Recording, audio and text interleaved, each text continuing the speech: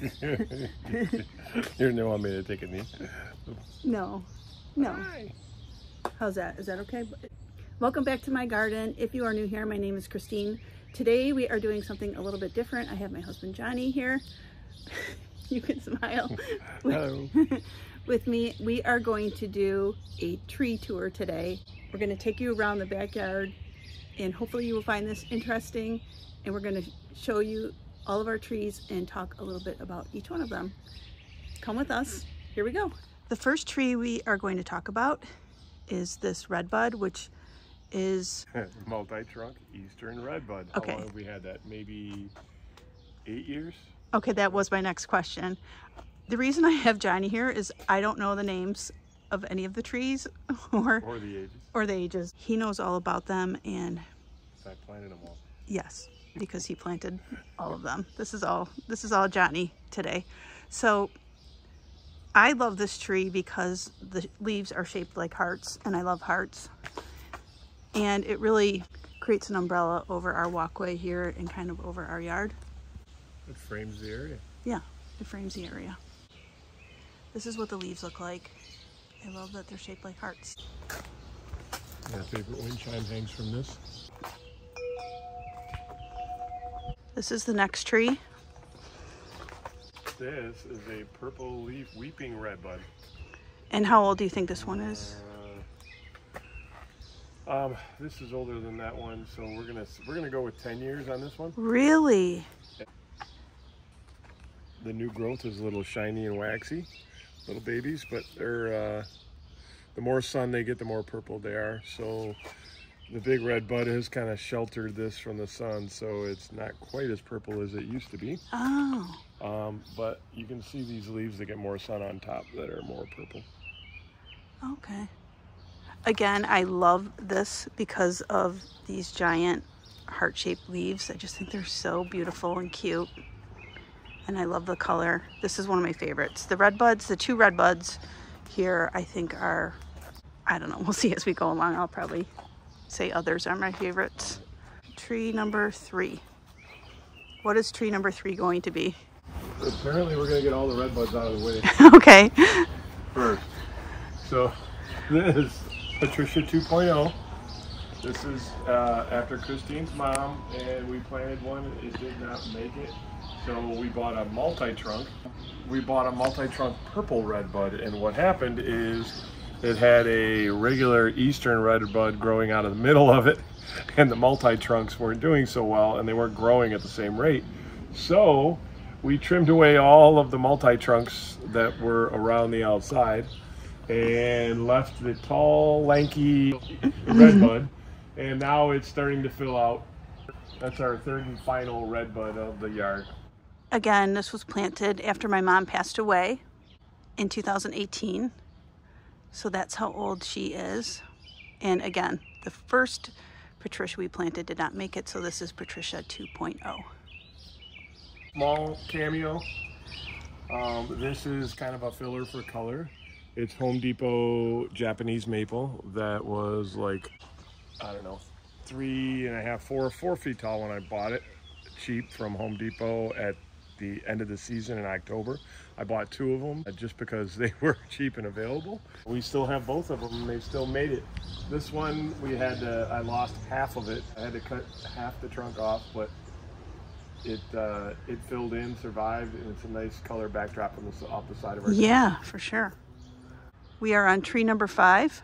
You're gonna want to get in kind of close on this one because there isn't that much room for it. Okay. It's kind of been spaced out a little bit, and it's not what it used to be, but this is one of our older trees. This is one of the first ones I put in.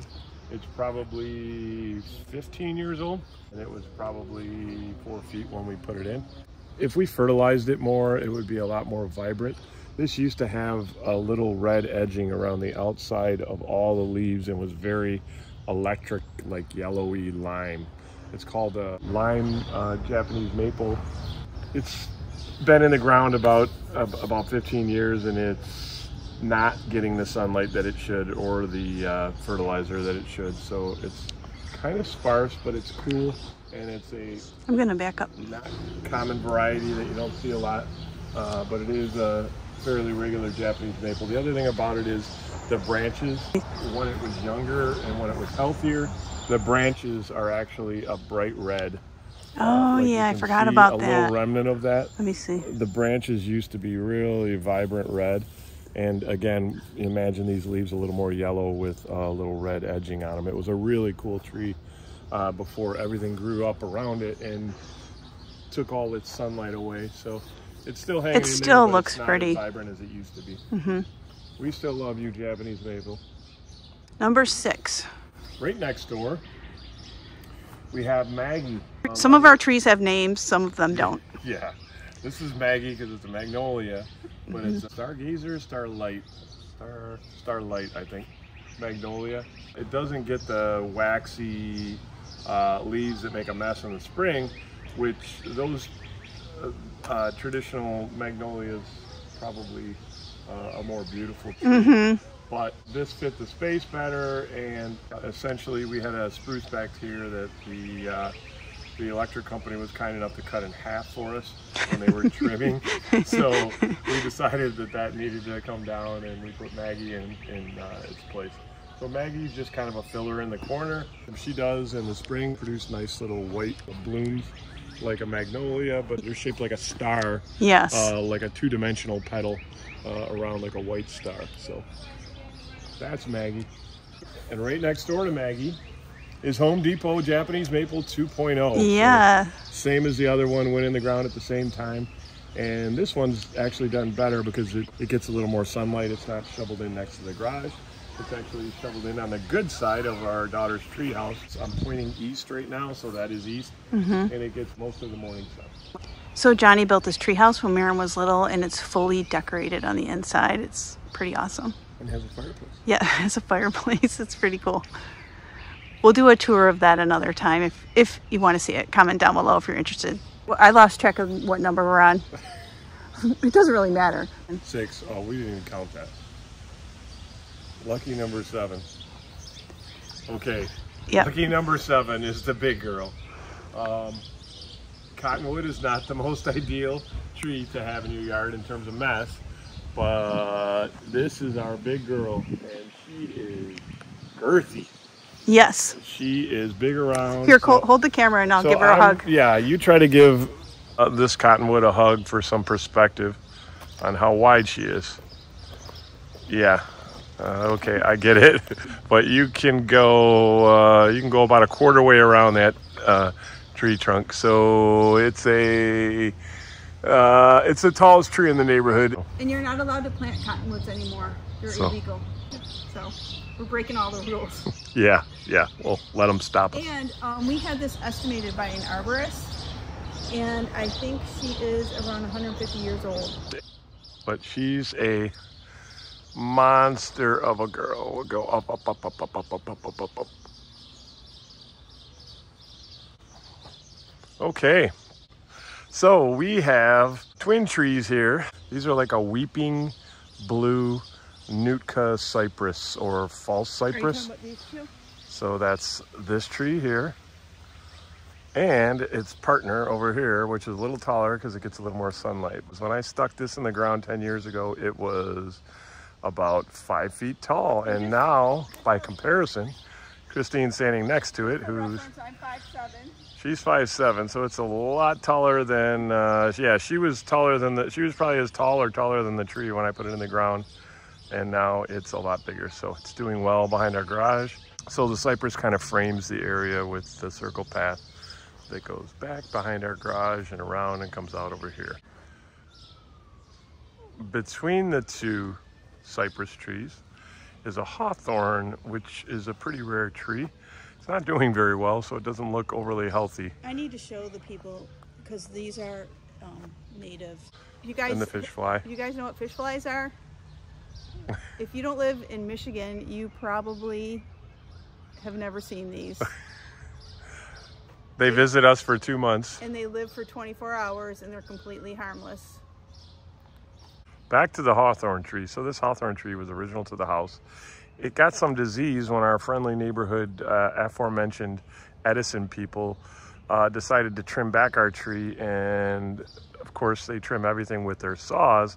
So they brought a disease from some other tree to our tree, and this hawthorn's been going downhill ever since. We're trying to save it. It's probably original to the house. It's definitely way past full size. The house is 1952, so I believe this tree was vintage 1952. And down the road here, oh, let's do Dan and Julie. Yeah, this is Dan and Julie. She's worthy. Why don't we clean Dan and Julie off a little bit? Okay. Dan and Julie has some collection from the cottonwood.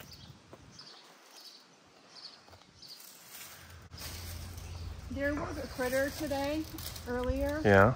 This morning, up here.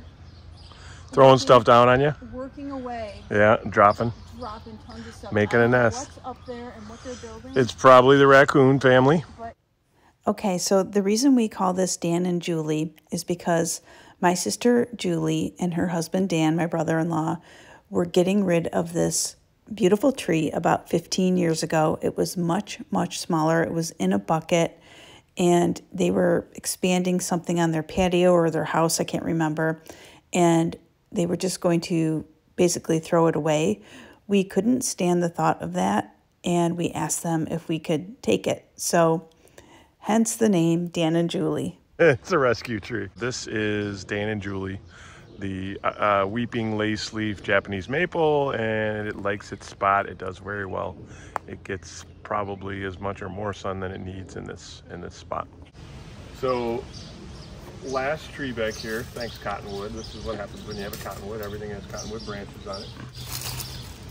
What we have back here in the corner is a Royal Frost birch, and it has like a brownish purple leaf. We've had this one for probably about the same amount of time as we've had these Nootkas. There's a nice foliage that even in this limited sunlight, if it got more sunlight, it would be more purple, but it's purplish, and the more you get into the sun, the more it gets purple. So this is a Royal Frost birch.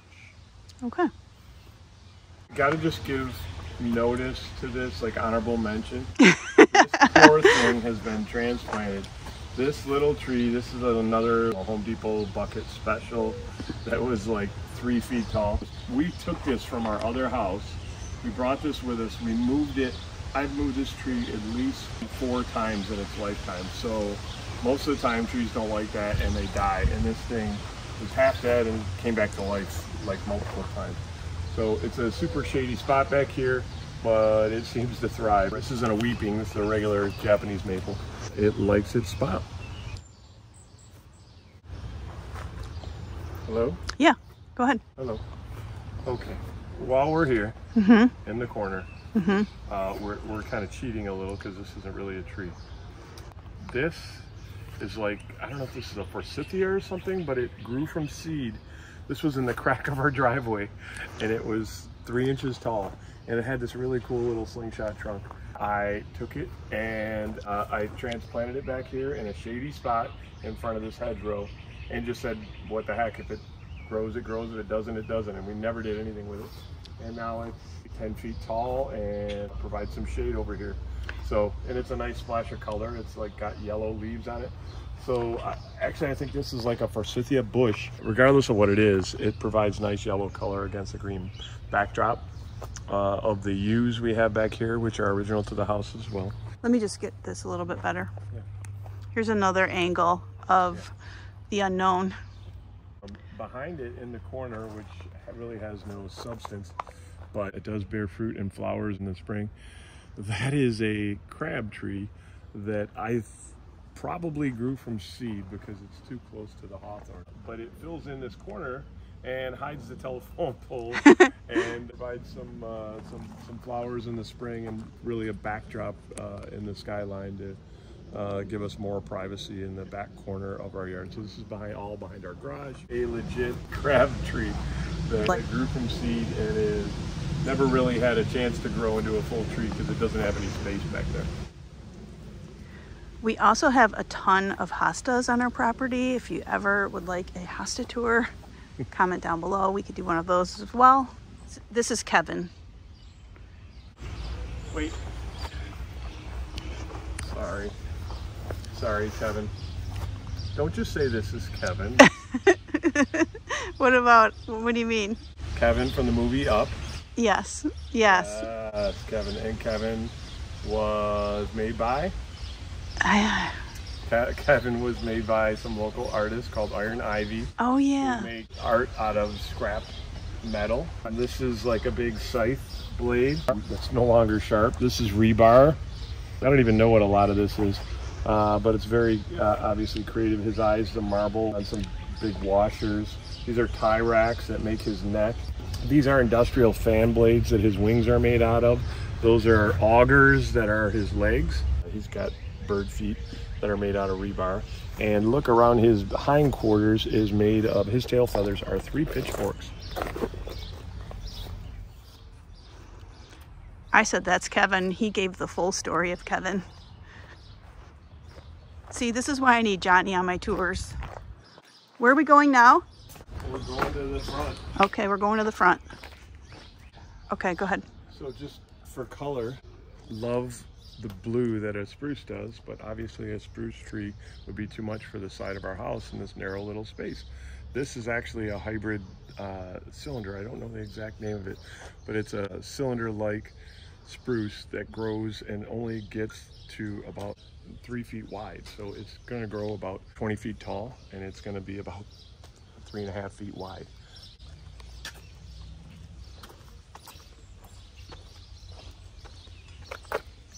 And then let's see. This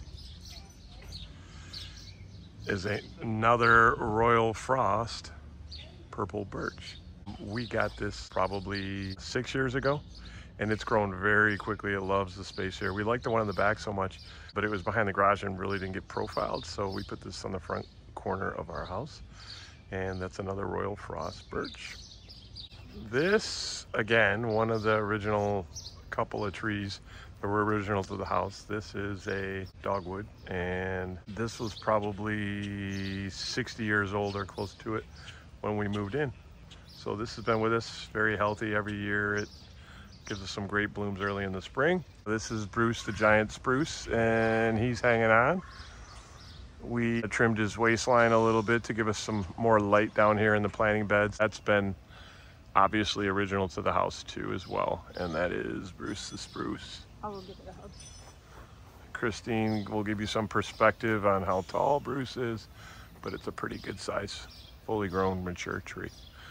Okay, coming down through the hedgerow, last but certainly not least is our weeping, not so weeping anymore because Kristine has tried to help our neighbors with their view out of their driveway, but that is a weeping miniature birch. So this would grow down to the ground if we let it, and it will very quickly. It does sometimes. We have to trim it multiple times a year, but this is a weeping birch. Final tree, we call him Cleveland. He's a Cleveland pear, and he is sick right now. As you can see, he's not as full as he probably should be. He hasn't been feeling well for a couple years. He's all the pear trees in the area are dying or in some stage of sickness. So we have a disease that's kind of ravaging all the pears. But the bottom line is Cleveland might still make it. He was about 8 feet when we bought him, and like all pears, he shot up very quickly. So he's only been with us for probably 8 years, and he's grown a ton. Kristine, you want to go give some perspective? Not the healthiest pear you've ever seen. He was great until about 2 years ago, but now he's been sick. So that's Kristine and Cleveland, the pear. We lied, that wasn't the last tree. So this is obviously a lace leaf weeping Japanese maple, and we've had this for probably 18 years.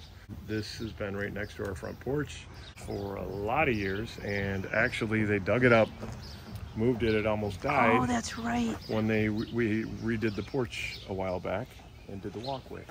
I forgot about that. And then we put it back in the ground after they did the concrete work, brought it back to life, trimmed it up, and it's been pretty healthy ever since.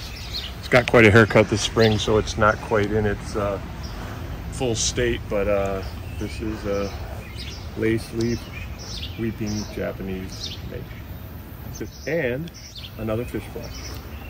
They don't like to be grabbed by their wings, obviously, but he needs to fly and be free for his little 24 hours of joy. It's very sad, but yes. Yeah. It's true. Fish flies are food for the fish too. So that's it for our tree tour. I hope you guys enjoyed it. If you have any questions about any of the trees or anything that we talked about, please comment down below. We'd be happy to answer any questions. Johnny will answer them for me probably. Thanks for coming along. Thanks for coming along. Thanks for joining us. Hope you liked it. We'd love to hear from you. If you like this video, please give it a thumbs up. Share it with friends and family who you think might enjoy it. Subscribe to my channel. It's free. Can't wait to see you next time. Bye-bye.